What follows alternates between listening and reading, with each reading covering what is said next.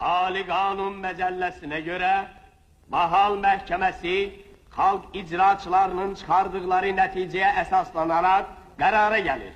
Məmməd Əlioğlu Məmmədov, ləqəbi Qatır Məmməd, mütəmadən törətdiyi cinayət işlərinə görə mülkədar malikanələrinə silahlı basqınlar təşkil etdiyinə görə qanunsuz olaraq mülkədarların var dövlətini, malqarasını, taxılını, suyunu mənimsəyib kendilərə payladığına görə 12 il azadlıqdan məhrum edilsin və Sibirə katorqa işlərinə göndərilsin.